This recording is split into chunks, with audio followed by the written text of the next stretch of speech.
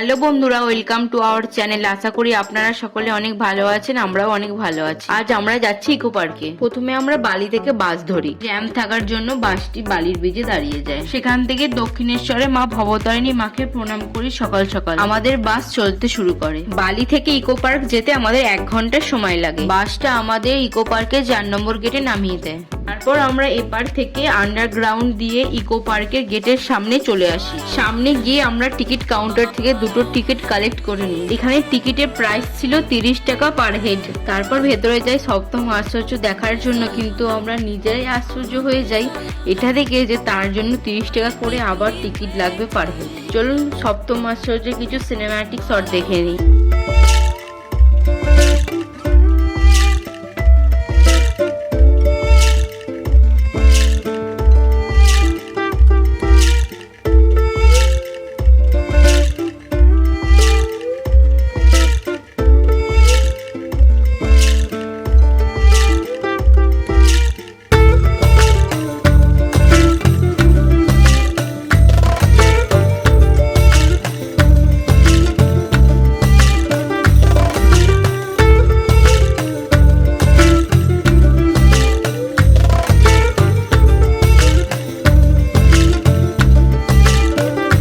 এখানে অনেক স্কুল থেকে বাচ্চাদের পিকনিক করতেও নিয়ে আসা হয়েছিল। ইকো পার্কের ভেতরে একটা খুব সুন্দর ওয়াটারফলও ছিল। এই জায়গাটাতে অনেকগুলো ফাউন্টেন ছিল, যেন মনে হচ্ছিল বৃষ্টি পড়ছে। সবাই অনেক মজা করছিল, তার সাথে আমরাও অনেক মজা করেছি।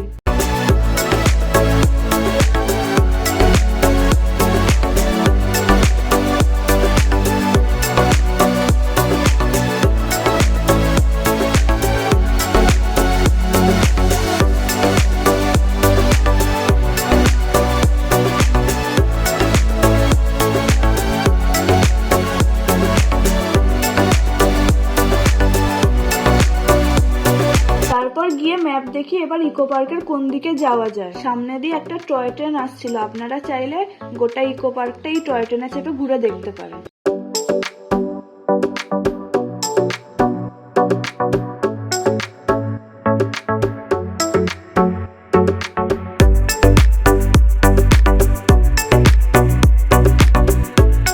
তারপর ঘুরতে ঘুরতে আমরা চলে আসি রেন ফরেস্টে। এখানে আর্টিফিশিয়াল ভাবে বৃষ্টি পড়ছিল, যার জন্য জায়গাটা আরো সুন্দর লাগছিল।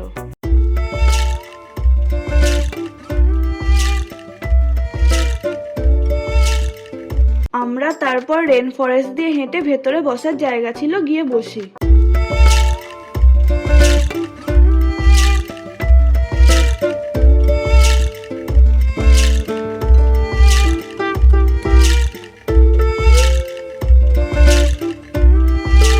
ইকো পার্কের ভেতর একটি লেক ছিল, তারপর আমরা সেই লেকের কাছে যাই। এখানে বোটিং এরও ব্যবস্থা ছিল। একটা দিন খুব ভালোই কাটলো। একদিনে ঘুরতে যাওয়ার খুব ভালো জায়গা হচ্ছে ইকো পার্ক। অনেক বড় এরিয়া নিয়ে ইকো পার্কটি অবস্থিত। এখানে ডবল সিটের সাইকেল পাওয়া যায় রেন্টে। আপনারা চাইলে সাইকেলটি নিয়ে পুরো ইকো পার্কটি ঘুরে দেখতে পারেন। টাটা বন্ধুরা, ভিডিওটি ভালো লাগলে লাইক এবং সাবস্ক্রাইব করে দেবেন।